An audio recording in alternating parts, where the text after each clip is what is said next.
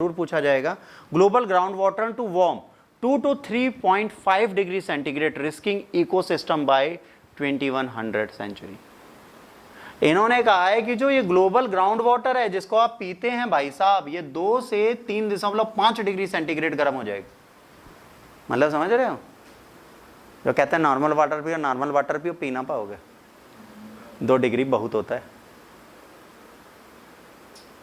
खतरे का निशान। मतलब क्या है, we are ignoring the value of climate change. हम कह रहे हैं कि भाई बर्फ गल रही है, गलने दो। टीचर हम भी हैं, हिस्ट्री में हम भी ये पढ़ाते हैं, भाई बर्फ गल रही है, पानी बढ़ रहा है, पर जगह छूट भी तो रही है। यही तो बताया था आईवीसी में, यही तो बताया था कि अगर पहले समुद्र था लोथल तक, आज तो 360 किलोमीटर समुद्र है, तो कौन सा ग्लोबल वार्मिंग। ऐसे ट्रम्प सोचता था, ऐसे बिडेन सोच रहे हैं, ऐसे मोदी सोच रहे हैं, और ऐसे हम भी सोच रहे हैं। इसी चक्कर में हमारा देश नहीं सुधर रहा। अरे वो पानी छोड़े, जमीन छोड़े ना छोड़े, तुम्हें गर्म पानी पीने की मजा आती है। आज जून की गर्मी में कितने बंदे हैं जो सहन कर पाते हैं बाहर जाना। उन दोनों में मजबूरी है, चाय पीने जाना होता है, बेचारे चले जाते हैं घूमते घामते, धूप झेलते झेलते, तप जाए, खोपड़ी गर्म हो जाए, माथा गर्म हो जाए, चाय पता है ठंडी दे, धूप में खड़े खड़े गर्म कर लेते हैं लड़के, ऐसे खड़े रहते हैं। गर्मा गई, ये क्यों कर रहे हैं? क्योंकि उनकी मजबूरी है। उनको होम डिलीवरी नहीं मिलती चाय की, क्योंकि गर्मी में कोई लेके नहीं आएगा। इस गर्मी में चाय पीना बेहद खतरनाक है, गरम समोसे खाना बेहद खतरनाक है, आपको पता हो ना पता हो। कोल्ड ड्रिंक पीना बेहद खतरनाक है। आप पिए लस्सी, खुद भी पिए, सर को भी पिलाएं, खुद ठंडे रहें, सर को भी ठंडा रखें। ठीक, अब आइए यहां पर क्या है, global ground water system will warm up a lot by the end of this century. इन्होंने कहा जो ग्लोबल ग्राउंड वाटर है वो गर्म हो जाएगा। प्रश्न पहला आपसे जो आपको ढूंढ के लाना है, क्यों गर्म हो जाएगा? ग्लोबल ग्राउंड वाटर क्यों गर्म हो जाएगा? भाई ऐसा पानी में कौन सी आग लग गई नीचे से? भाई ये धरती है, यहां से नीचे यहां पे ग्राउंड वाटर है, यहां पे कौन सा हमने चिमनी लगा दी, गर्म हो जाएगा। ऊपर से तो ग्लोबल वार्मिंग समझ में आती है, नीचे से कौन सी ग्लोबल वार्मिंग? ये पानी गर्म हो जाएगा। अब आप कहोगे सर ये तो आपको बताना था, तो तुम्हें पूछना था ना, तुमने पूछा नहीं तो अब तुम लोग बताओ। पहला कारण क्यों गर्म होगा, ठीक।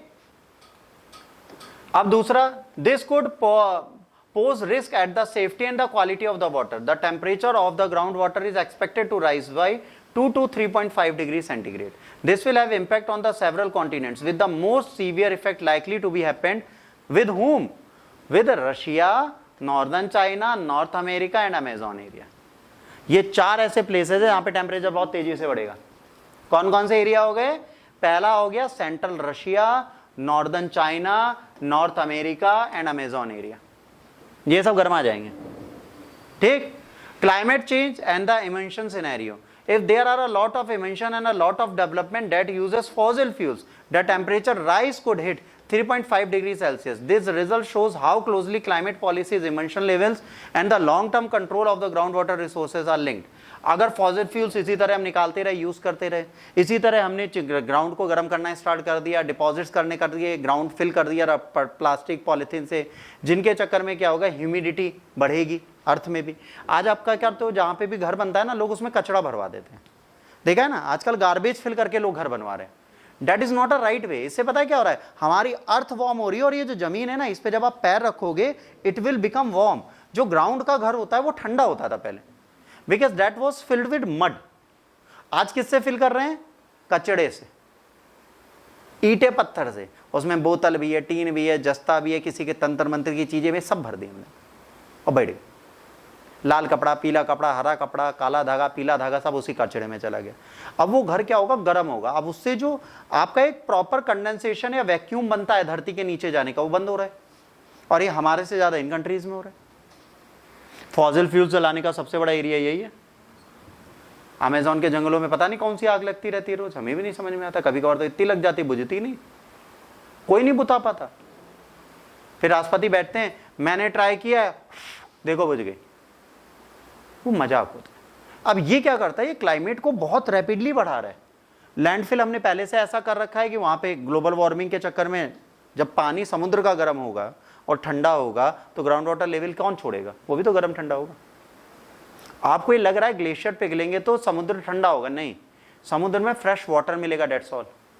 इक्वेटर जोन पे जितनी भी कंट्रीज होंगी वो तो गर्म ही रहेंगी।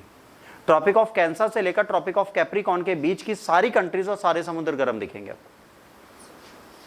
आपको सिर्फ पोल्स की टाइप पे समुद्र जमा हुआ और ठंडा दिखता है, बाकी कहीं नहीं। इस इशू को हम बिल्कुल इग्नोर करते हैं। Study methodology and finding, German researchers at, ठीक है, ब्ला ब्ला ब्ला इंस्टीट्यूशन, ठीक, खुद पढ़ लेना, ठीक है, made their first global model ground water temperature by looking at how heat moves through water.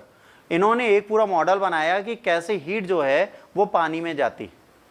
इन्होंने पूरा एक मॉडल बना के बताया ग्राउंड वाटर कैसे गर्म होता है। They looked at how temperature have change the past, predicted how will change from 2000 to 2100। इन्होंने कहा 2000 से 2100 में कितना चेंज होगा। इन्होंने कहा मीडियम इमेंशन सिचुएशन जो है उससे एवरेज टेम्परेचर 2.1 डिग्री सेंटीग्रेड बढ़ते हैं। 2.1 डिग्री सेल्सियस टेम्परेचर बढ़ने का मतलब है 80 सेंटीमीटर से ऊपर पानी का बढ़ना।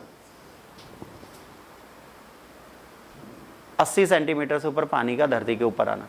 इसका मतलब क्या होगा, जिन एरियाज में, जिन कोस्टल एरियाज में आप रहते हो वो सारा चला जाएगा। आप एक्वेटिक इकोसिस्टम पे भी प्रॉब्लम होगी। जब पानी ठंडा होगा, गर्म होगा, फ्रेश वाटर मिलेगा, सब कुछ होगा, तो वहाँ पे मछलियों और जो जलीय जीवों का रहने का संसाधन है वो खत्म होगा। जैसे कोरल्स खत्म हो जाएंगे, मरीन फिशेस की पूरी इकोसिस्टम खराब हो जाएगी। तो कहीं ना कहीं में क्लाइमेटिक चेंज को बदलना और चेंज करना बहुत ज़रूरी है। अगर इस इमिशन को हम कम नहीं करते, वाटर मैनेजमेंट के सेफ्टी रूल्स नहीं लाते, तो कहीं ना कहीं हमारे लिए सबसे बड़ी प्रॉब्लम एक्वेटिक लाइफ में आएगी। ठीक, अगला